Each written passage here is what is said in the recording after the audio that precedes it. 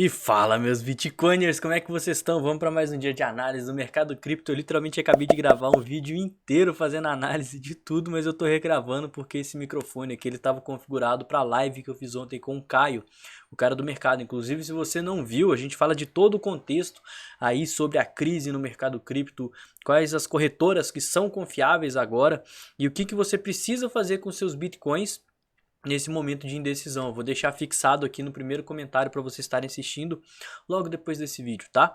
Mas o vídeo de hoje vai ter um formato um pouquinho diferente do que a gente está acostumado, porque tem um cenário aí que eu tô de olho, eu não tô vendo ninguém falar, e eu acho extremamente importante porque ele que tá fazendo com que o Bitcoin não tenha força para subir, igual a gente tá vendo, né? O Bitcoin chegando aí próximo aos 17 e caindo e não conseguindo romper essa barreira. Então, no vídeo de hoje eu vou explicar isso e o que a gente pode esperar agora para esse final de semana, logo depois da vinheta.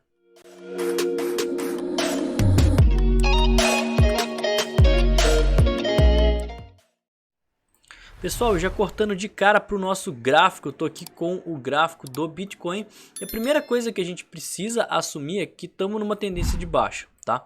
A gente está numa tendência de baixa, a gente rompeu a região das médias e a partir de agora, qualquer coisa que o Bitcoin fizer abaixo dos 21.500 é um topo descendente, porque a maior probabilidade é que ele mantenha essa tendência de baixa.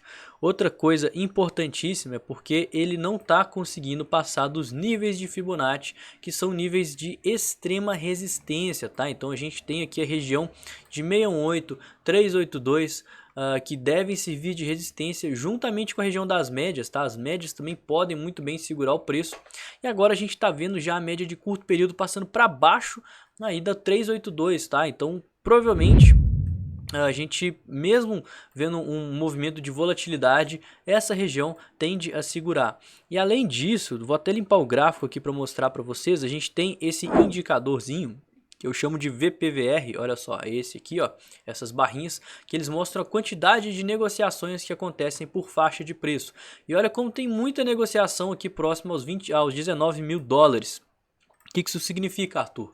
Cara, que se o Bitcoin ele voltar para essa região aqui, ó, tem muita gente que comprou Bitcoin nos 19 achando que ia ser o fundo. Essa galera comprou Bitcoin, viu o preço cair e chegar a ter uma desvalorização de quase 20% no seu portfólio só de Bitcoin, né, sem falar de outras altcoins, e vão ficar tendenciosas a vender. E o interessante é que essa venda ela vai acontecer juntamente com quem está olhando o alvo de Fibonacci, quem está olhando a região das médias e quem está preso aqui nesses números, nessa faixa de antigo suporte. Então, muito cuidado, não se animem se o Bitcoin começar a subir do nada, porque provavelmente a gente pode ver muita resistência. Outro cenário importante que eu comentei aí no vídeo de ontem é esse padrão, que é uma espécie de triângulo simétrico, onde a gente está fazendo fundos cada vez maiores, fundos cada vez mais para cima e topos cada vez menores. Então, as pessoas que estão em short, viu o Bitcoin cair, dar uma recuada e abrir um short aqui em cima, botou o stop aqui nesse topo, aqui próximo aos 18 mil dólares. A partir do momento que o Bitcoin deu aquela queda, voltou e fez um topo, mas não demonstrou força para continuar subindo, esse stop que estava aqui nos 18 veio para os 17,180, 17,200. Mesma coisa aconteceu, o preço caiu, aí o Bitcoin não chegou aqui nos 17 cento e poucos, então o stop veio para cá de novo. Aí ontem de novo o Bitcoin subiu e não chegou nos 17, então o stop dos vendedores ele está só apertando e vindo cada vez mais afunilando. Enquanto nos compradores acontece a mesma coisa, né? Quem viu o pânico todo acontecer comprou nessa base de preço, viu o preço subir e aí novamente teve uma oportunidade aqui de compra. As pessoas compraram, defenderam esse ponto e quem estava com stop aqui nos 15.500 mudou para cá, ó, passou aqui para os 15.800. Aí depois aconteceu a mesma coisa, fizemos um fundo, o stop veio para cima dos 16, aí agora o stop está acima dos 16.300. Então a gente forma um padrão que a gente chama de triângulo simétrico, né? É esse tipo de padrão aqui. onde o preço vai afunilando. E se a gente até tenta traçar, né, até que dá para ter uma forma mais ou menos, mas não precisa necessariamente respeitar as linhas, porque o que manda nesse padrão é esses gatilhos de rompimento. É caso a gente rompa para baixo, vai pegar o stop das pessoas que estão com o stop posicionado aqui, aqui, aqui, lá no fundo, e isso que causa esse impacto, essa volatilidade toda. E a mesma coisa caso rompa para cima, tá? Mas por que que eu acho complicado se a gente romper para cima? Porque que eu acho que esse padrão, por mais que seja um padrão aqui de acumulação, se ele romper para cima, a gente ainda não pode ver o Bitcoin com uma visão mais bullish, mais compradora, que pode aí retornar. Por conta de duas coisas. Primeiro é o nosso sentimento do mercado. Para quem não conhece, o sentimento do mercado é uma análise que eu faço aqui, onde eu vou olhando os contratos futuros das pessoas que estão operando no mercado de derivativos para saber o que eles estão fazendo. Então esse primeiro indicador aqui, ó, é o Long Short Ratio, a razão entre compradores e vendedores. E ela vai mostrar pra gente literalmente se as pessoas elas estão mais compradas ou vendidas. Então observa esse númerozinho aqui. Atualmente esse número está em 1,86. Significa que para cada 1,86 compradores, quase 2 compradores, a gente tem um vendedor. Então tem quase que o dobro de pessoas em long do que em short. A maior parte das pessoas está apostando, acreditando que o Bitcoin vai subir e vai romper de forma ascendente esse padrão. E a gente já parte do pressuposto que a maior parte tem de errar, né? A maior parte das pessoas que operam no mercado erram o sentido e perdem dinheiro. E a maior parte está apostando na alta. E o nosso segundo indicador é esse aqui, ó. Ele chama Open Interest, que ele vai mostrar a quantidade de contratos que estão sendo abertos. Independente de ser long, independente de ser short. Se você abrir um contrato, você vai contar um aqui nessa barrinha aqui que o gráfico está subindo. Então tem muita gente que está também abrindo contratos futuros em uma das direções devido a essa consolidação. Só que como o nosso Long Short Ratio mostra que a maior parte das pessoas está comprada, subentende-se que essa maioria que está abrindo contrato dentro da consolidação também está tendendo a apostar na alta. E é muito importante porque esse tipo de análise a gente leva em consideração a manipulação das instituições. Se está todo mundo apostando na alta, quem que vai querer comprar quando o preço chegar aqui próximo aos 17, 18, 19 mil dólares, se está todo mundo comprado aqui embaixo, já acreditando que o preço vai subir? É complicado. E outra coisa, tem muito mais gente para ser estopada, para ser liquidada no mercado se o preço cair do que se o preço subir, porque a maior parte está apostando na alta. E é assim que as instituições operam. Então como é que elas fazem? Elas colocam ordens para segurar o preço. Então ela coloca uma ordem gigantesca aqui nos 16.400. Ela coloca outra ordem gigantesca aqui nos 15.800. Coloca uma ordem gigantesca nos 16 mil dólares. Para quê? Para caso o preço comece a cair e chega aqui próximo a essa ordem, essa maioria compradora vai olhar o livro de ofertas e vai falar: nossa, tem muita gente que está querendo comprar nesse ponto, eu vou aproveitar para comprar também.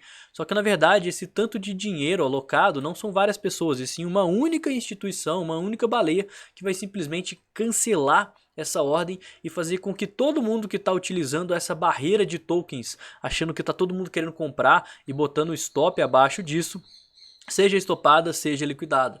E para isso eu trago esse terceiro site para gente, que ele é o Tensor Charts, que ele vai mostrar justamente as ordens das instituições. Então eu configuro ele para a gente ter somente ordens que tem muitos bitcoins alocados em um único ponto, uma única ordem com vários bitcoins. E observa que a gente não tem ordens para cima. Olha só, a gente não tem nenhuma ordem de venda de muitos bitcoins, a gente só tem ordens de compra. Então se o preço começar a cair e vier aqui testar os 16 mil dólares, os 15.800, os 15.500, que são os pontos onde tem muitas ordens de instituições, de baleias, essas baleias elas podem simplesmente cancelar essa ordem aqui, ó.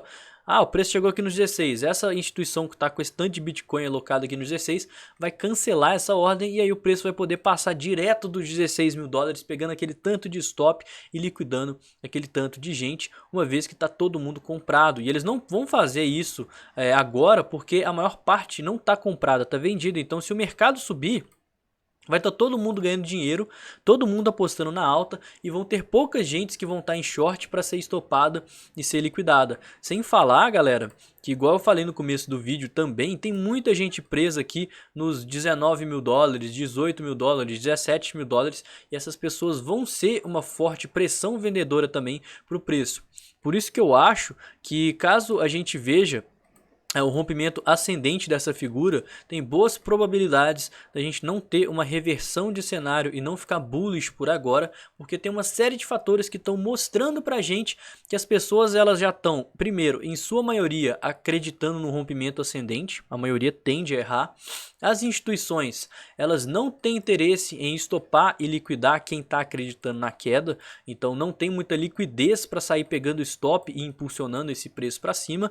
E por último, né, tem muita gente presa e tem muitos pontos de resistência que vão trazer vendedores aí para estarem buscando realizações ou então quem sabe até abrir shorts em pontos de resistência, tá? Então isso pode trazer falsos rompimentos, isso pode trazer um rompimento sem grande volatilidade para buscar aquele topo descendente que eu falei no começo do vídeo, ou então quem sabe até romper direto para baixo e ver uma continuação de queda. Mas o mais importante é porque essas análises que eu faço diárias aqui, todo dia eu solto uma análise aqui no canal pra gente, analisando, mostrando o que o gráfico tá ali na tela, né? Então se o gráfico soltar uma candle nova, dependendo do volume, dependendo de como que o sentimento tiver na hora, tudo isso muda, galera. Então é muito importante você me acompanhar aqui todo dia, porque o gráfico ele vai sempre mudando e a gente vai mudando a nossa análise conforme o gráfico vai sendo construído, beleza? Então o vídeo de hoje foi esse, eu espero que vocês tenham gostado. Se não me conhece e não conhece o canal, se inscreve, deixa aquele like que isso ajuda demais, faz o YouTube recomendar esse vídeo para outras pessoas e a gente vai sempre crescendo o canal e conseguindo divulgar esse conhecimento que a gente passa aqui de forma gratuita. Me seguir nas redes sociais, são essas aqui em cima e também estão na descrição aqui do vídeo, dá uma olhadinha que eu acho que é mais fácil você me seguir pela descrição e comentar o que você acha dessa série de vídeos que eu faço aqui. Então eu vou ficando por aqui, tenha um ótimo dia, um excelente final de semana e valeu galera, falou!